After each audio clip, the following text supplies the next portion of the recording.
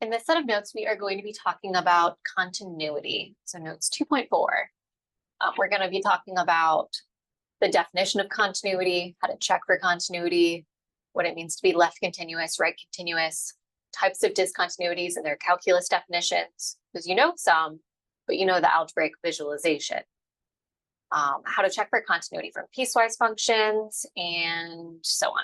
So let's get rolling. Definition of continuity. Assume that f of x is defined on an open interval containing x equals c. So we have an x value c somewhere within this interval.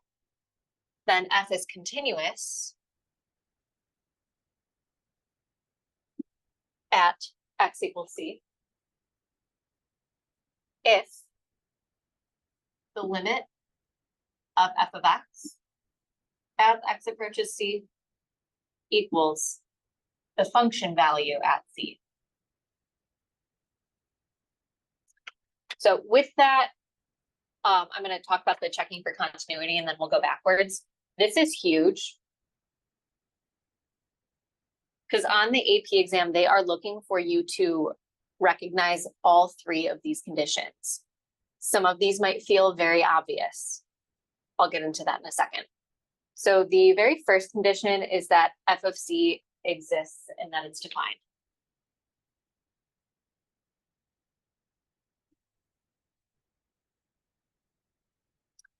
The next thing is that the limit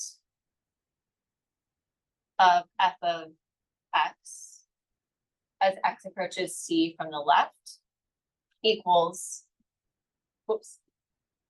the limit as x approaches c from the right of f of x. So this second condition is basically proving that the limit of f of x as x approaches c exists. So basically that the overall limit exists. And then the third condition is that the overall limit of f of x as x approaches c equals f of c. So what you could do to prove continuity is you could check the limit from the left equals the limit from the right equals f of c. Those three things would be enough to state all of this. So I'll write that down. Actually, it'll pop up on your screen here in a second. So what I have written above the box is basically what you would need to show on an AP exam to show that the function is continuous at x equals c. If you are nervous that you are not explicitly pointing out that f of c exists, you can write that. If you are worried that they are going to say that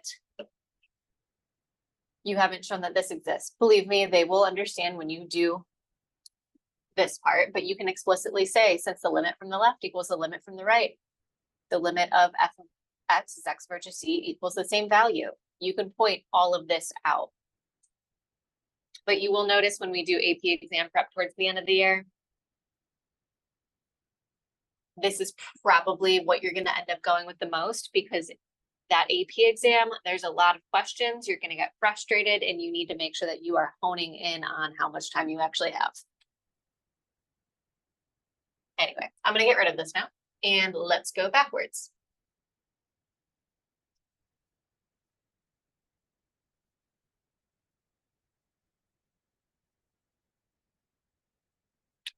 So the next thing that I have written is, if the limit does not exist, or if the limit exists, but it doesn't equal f of c, we can say that f has a discontinuity at x equals c.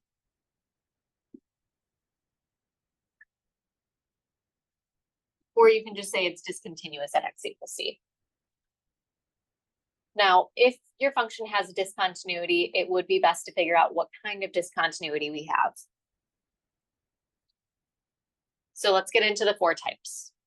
There are removable discontinuities, infinite discontinuities, jump discontinuities, and oscillating discontinuities. I want to point out that with oscillating discontinuities, your function may oscillate. Like trig functions are oscillating functions. They are periodic. Just because a function oscillates doesn't necessarily mean it's a discontinuity. It has to meet a very specific scenario for it to be considered an oscillating discontinuity. So let's get into removable. A removable discontinuity is essentially a pole. In calculus, we call it a removable discontinuity. So visually, it looks like this. I'm going to let's put point C over here. And my graph is going along, chugga chugga, and then all of a sudden, oh, I'm going to put a hole there, keeps going. And I'm going to remove that point, put it somewhere else. So in terms of limits, my limit from the left equals the limit from my right. It's whatever this output is right here.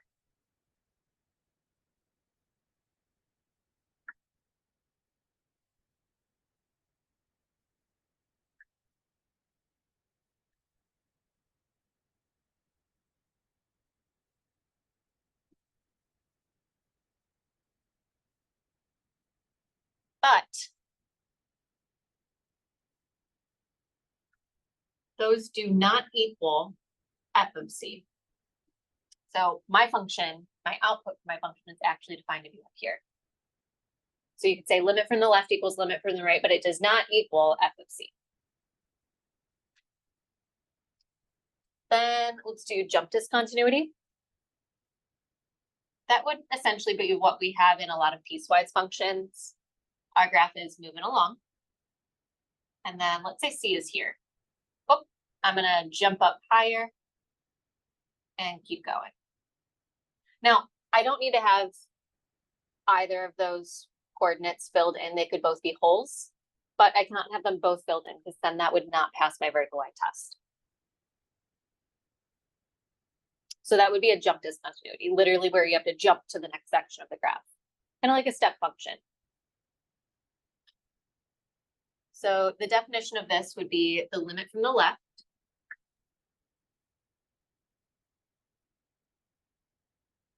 does not equal the limit from the right. It genuinely does not matter what f of c is. We are only really looking at the limits here to figure out that it's a jump discontinuity.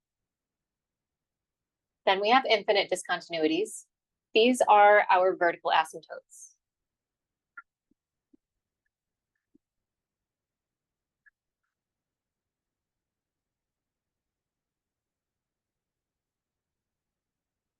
So I'm going to draw a vertical asymptote. And there's a variety of ways that you could write this. Really, you could be looking at rational functions and you could have vertical asymptotes on either side. So that'll be C. And your graph could also be going to different kind of infinities.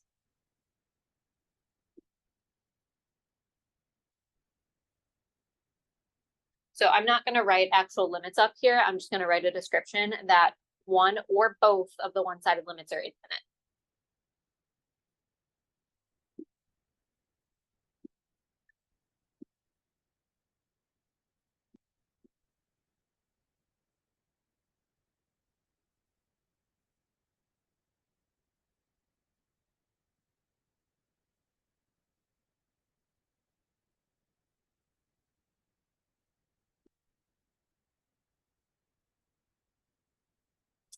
Now, if both sides of your graph are approaching the same type of infinity, so if this side of my graph was also going towards positive infinity, I would not write individual one-sided limits. I would just write my overall limit of f of x as x approaches c equals infinity.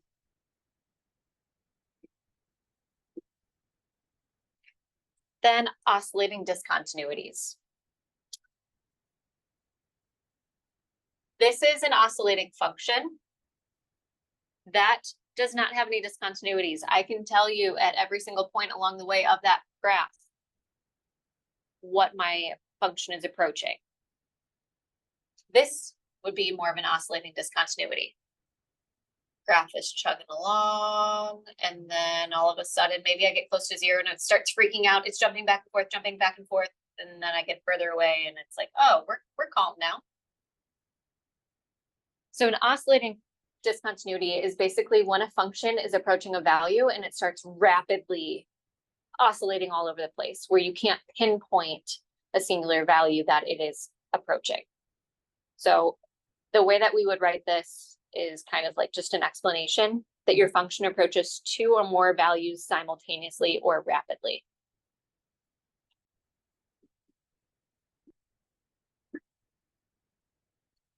Or you could say like it jumps back and forth between multiple values.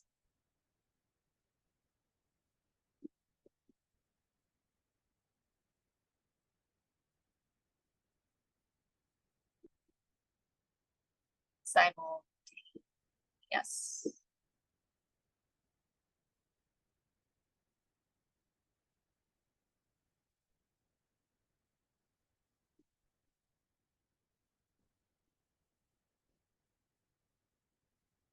And the graph that I was actually trying my best to plot was sine of 1 over x. So if you want to go ahead and put that into your calculator to see how that works, you are more than welcome to. In fact, if you start plugging in random various values close to 0, you're going to get a whole bunch of different values. It's just going to keep going back and forth between positive and negative 1.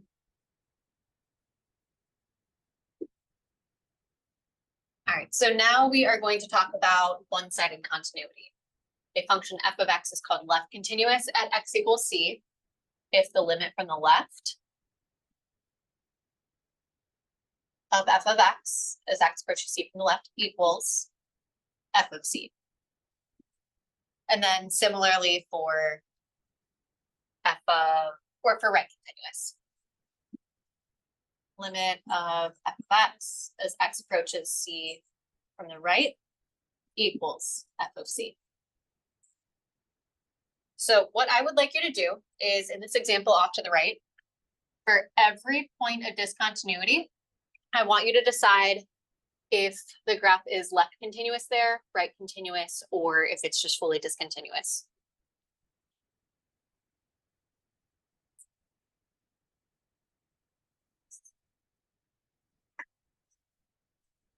And there are 3 points of discontinuity at 1, 3, and 5. So pause the video, go ahead and try that. So at 1, if I approach 1 from the left, my limit is 3, but as you see, I have a hole there, so my function value is not defined at that point, or not defined to be that same value. So let me try approaching 1 from the right. Okay, so my limit from the right is 2, and so is my function value. So I would say my function is right continuous at 1. Let's approach 3 from the left. I'm getting a limit of about 2.5. Let me approach from the right. I'm getting a limit of 1.5. Neither of those are what f of 3 are. The output for f of 3 is 1. So that would be neither. See down there, that's where 3 is defined. Last one. As I approach 5 from the left, I'm getting a limit of, let's say, 1.5. And that actually is what f of 5 is defined as. It's the same thing since I see that hole filled in. So it's not a hole. So that would be left continuous. But I wouldn't automatically write that down. I shouldn't do that. But honestly, I can already see that as I approach from the right, I have a hole there. The limit's not the same thing. So it definitely is clearly left continuous. All right. So moving on to the continuity of basic functions, polynomials and exponentials, they are continuous everywhere. They are continuous from negative infinity to positive infinity. So if you are asked about a polynomial function and you're asked if it is continuous at a certain point, you would say, yes, it's continuous everywhere. And that's just something you should know right off the bat. You can just assume that is always true. These functions are continuous on their domains. So you need to know what their domains are. Rational functions, you cannot divide by 0, so you would need to know those. Root functions, Even roots, those domains are negative infinity to positive. Even root domains, you can't plug a negative into the root. Trigonometric functions, it varies. Logarithmic functions, you cannot put a negative or 0 into a log. So on those domains specifically, they're continuous. So if you know their domains, you know automatically there's not going to be a jump discontinuity. There's not going to be a removable discontinuity, i.e. a hole. They are just continuous within those domains in the first place. And then continuity of inverse and composite functions. I'm just going to read what I have here first. So if f is continuous on interval I with range r, and f inverse exists, so continuous on a certain range and the inverse function exists, then f inverse is continuous with domain R.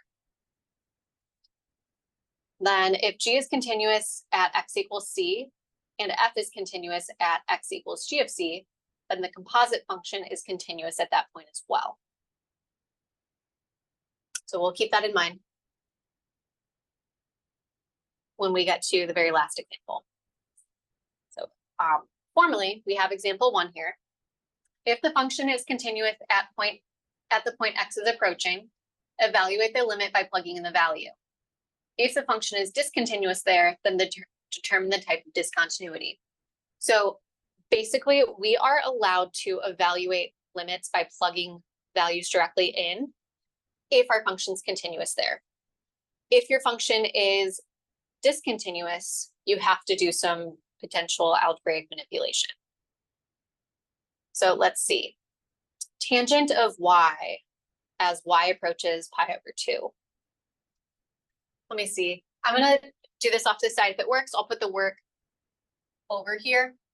If it doesn't, then I will just kind of keep that as side work and do what I need to do to figure out the type of discontinuity. So tangent of pi over 2. I don't know that off the top of my head. I kind of have to break that up into sine over cosine.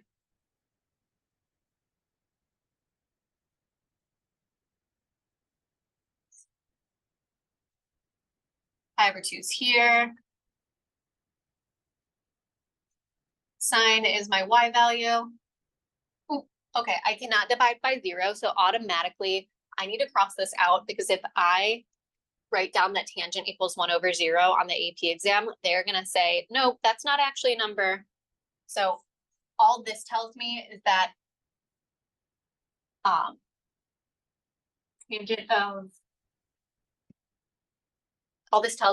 tangent of pi over 2 is undefined.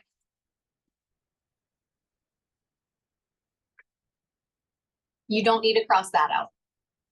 You only need to cross things out that are technically incorrect. Okay, so I actually cannot tell you the value of this limit. So what we are going to do is figure out the type of discontinuity. I'm going to take a look at that graph there. I already know what it looks like, but just to kind of remember. Ooh, I'm going to do zoom trig, so zoom 7. All right, so that means that my tick marks should be going by pi over 2. I believe I can double check by going to the second window. That's my table set. Oh, I'm sorry. No, just the window. And yes, if I look at my X scale right here, 1.57, that is pi over 2. Okay. So it looks like at pi over 2, I have a vertical asymptote going here.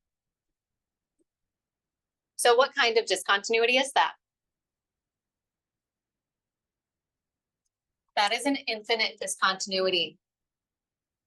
Vertical asymptotes are infinite discontinuities.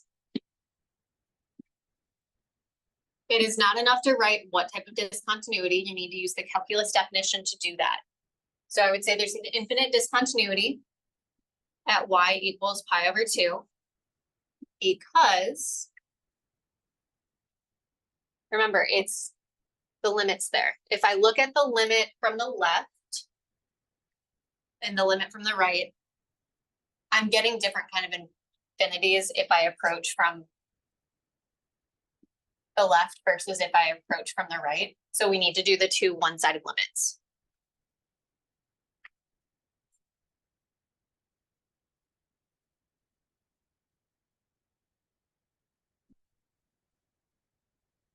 So I want you to write both of those down. Get both of those limits.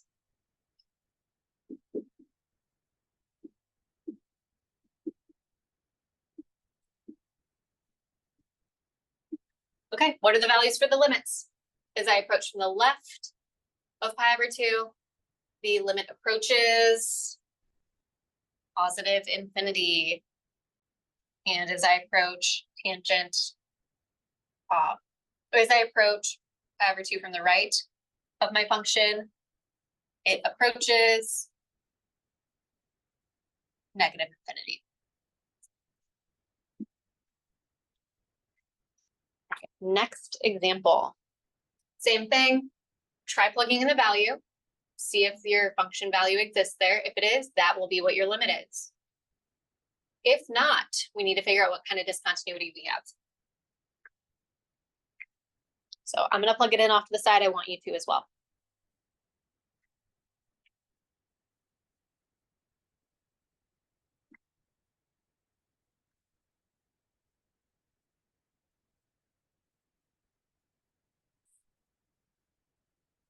Oops.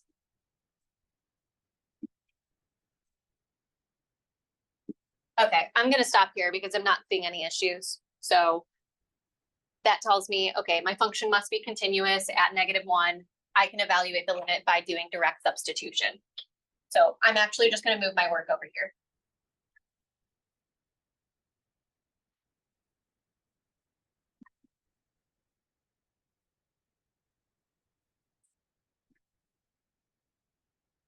So for this, I'm going to do keep 1/3, change the division to multiplication, and then flip the square root of 4 into 1 over square root 4, or 1 over 2.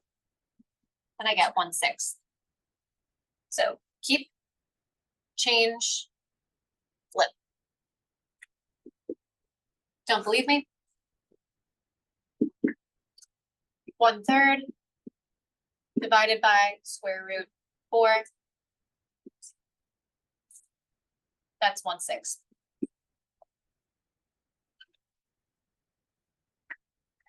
So moral of the story, if your function value is defined at that point, i.e. if your function is continuous at that point, we can evaluate the limit using direct substitution.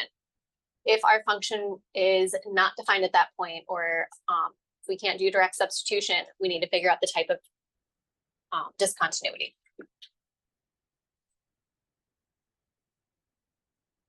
So moving on to example 2, it says, unless otherwise specified, the domain of the function is assumed to be the set of all real numbers x, for which f of x is a real number.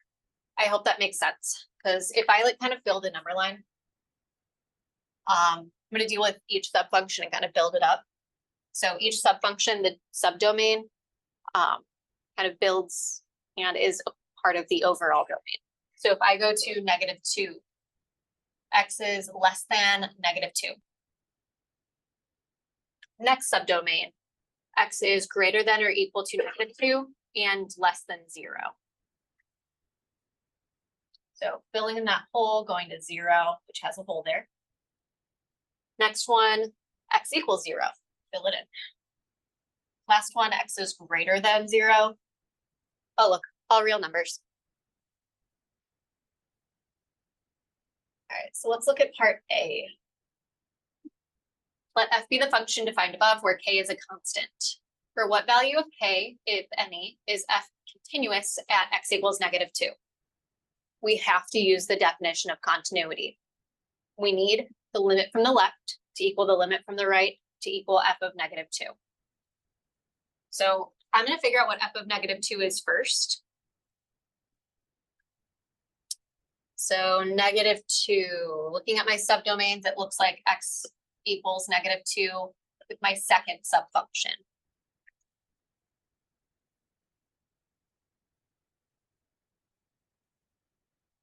Go ahead and get that value.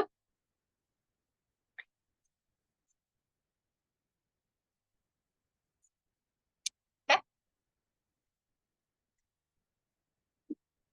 The limit from the left. Thinking about the left of -2, that would be values that are less than -2.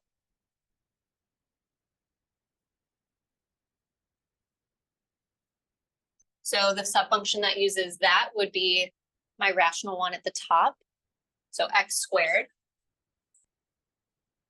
plus kx minus 2 all over 3x squared plus 4x plus 3.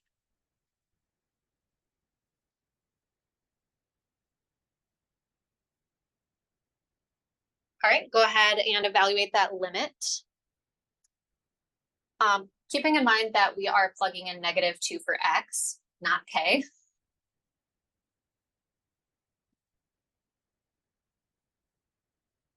Actually, I'm going to just evaluate each individual term because that's going to look like a lot. So we'll get 4 minus 2k minus 2 all over, let's see, 3 times -2 squared. So that would be 3 times 4, which is 12, minus 8 plus 3. I'm getting 2 minus 2k.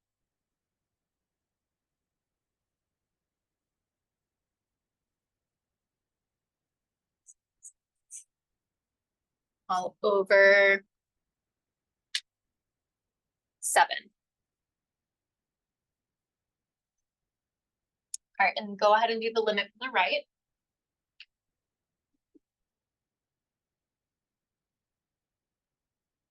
Of -2. So the limit of the right of -2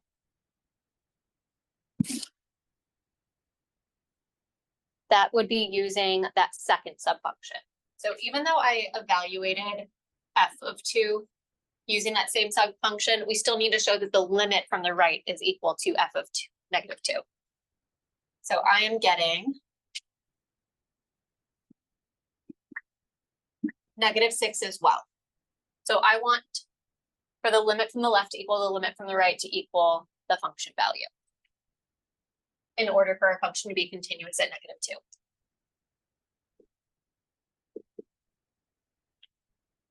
So the limit from the left, 2 minus 2k over 7 to equal basically -6 because we showed that all of these are equal.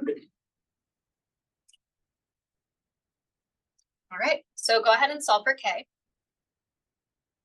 And I will put my work up here in 3, 2, 1.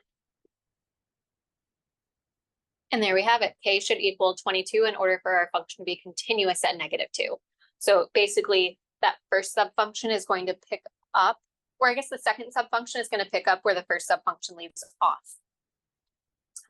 If you want to see how you can graph piecewise functions, I will show you in a separate video, but for now I can show you that this works on Desmos.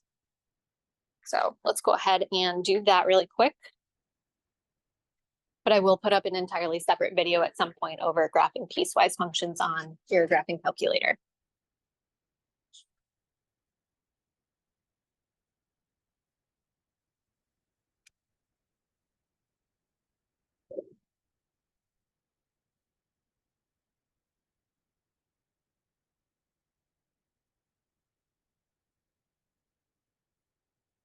Okay, so that would be the first subfunction. Here is the second.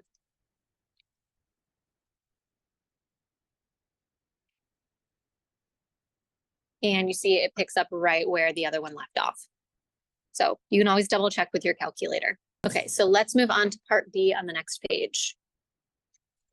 What type of discontinuity is at x equals 0? So personally, when I see a piecewise function like what we have, and I'm going to go back. If I see an individual coordinate like this, I personally think that maybe I have a removable discontinuity, a hole. because I have a singular coordinate defined someplace else. I see that at x equals 0. So that would be my x value.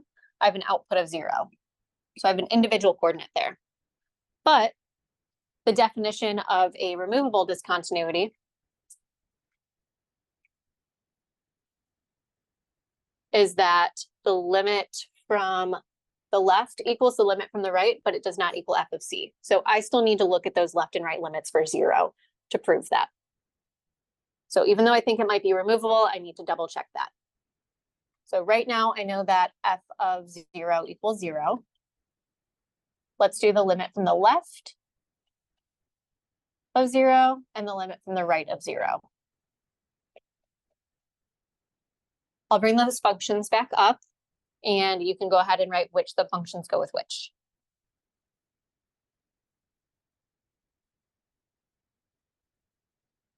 Okay, so for the left of 0, I'm dealing with x values that are less than 0. So for my left limit, it'll be x cubed plus 2. And for the right of 0, that would be x values greater than 0. So I'll use my last subfunction for the right limit.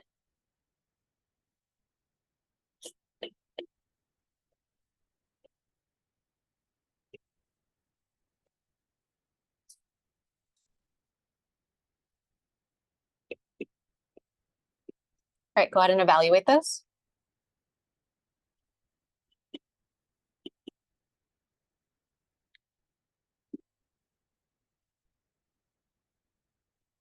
Anything to the 0 power is 1.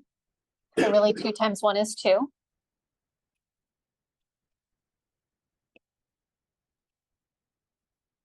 That means we do have a removable discontinuity. And I'm going to go back to the definition to write up our statement. So we would say the limit from the left of f of x as x approaches 0 from the left equals the limit of f of x as x approaches 0 from the right, but does not equal f of 0. So I'm going to write that up and it'll appear now. All right, so go ahead and pause the video if you need time to write that down, and we'll go into the last example. It says, suppose functions f and g are defined as follows. What can be said of the continuity of g of f of x at x equals -3? So this is the continuity of the composite function. I'm going to go back to the second page here. Says if g is continuous at x equals c. So this is our inside function. In our case, we have this reverse. So if you want to say like f g, here we go. So first and foremost, we need our inside function to be continuous at, I believe it's -3 for us. And then we would want our outside function to be continuous at f of -3. Then we can say if those two things are true, then it's continuous at -3. Oh. So just kind of thinking about what we need. We would need, in order for this to be true, f to be continuous at x equals -3.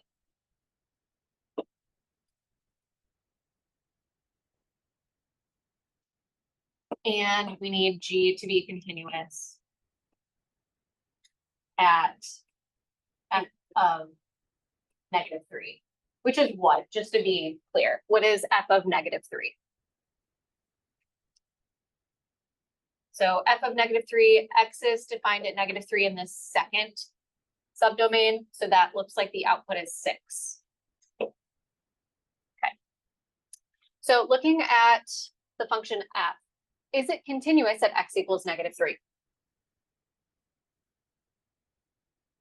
If you're not sure, you can go ahead and try graphing it.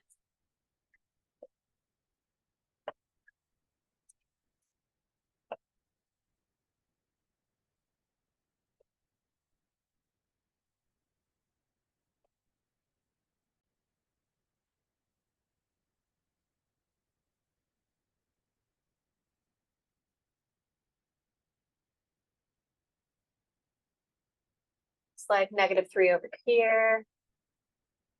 Okay, so for x equals -3, we're gonna get an output of +6.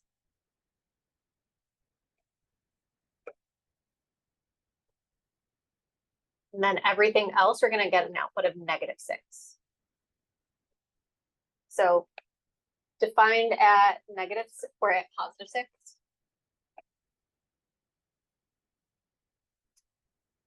And our graph is -6 for every other value. Oops.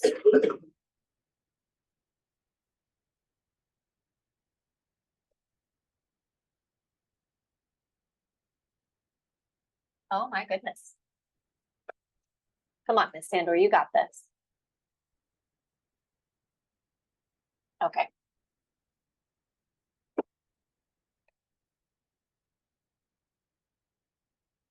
I see what I'm doing. There we go. So that would be our graph. So it looks like our graph of f is discontinuous at -3. What kind of discontinuity is that? That is a removable discontinuity because it's a hole. And you can kind of tell from the function similarly from the last problem. So because our function is discontinuous with our inside function, we cannot say we can't go further with this. So that automatically tells us that g of f of x is discontinuous at -3 because f is discontinuous there.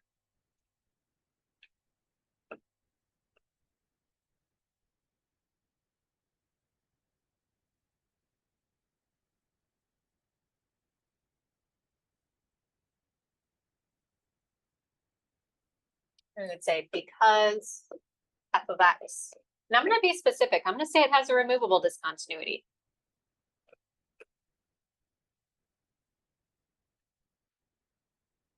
Or you know what? No, I'll do that in a separate sentence. I'm going to just say is discontinuous at x equals -3.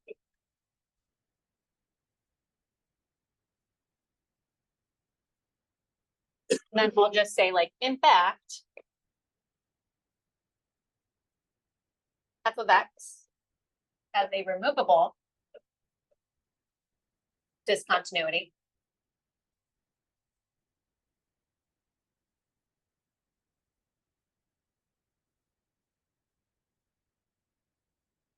At x equals -3 because, use your calculus definition. What is it? The limit from the left of -3 equals the limit from the right.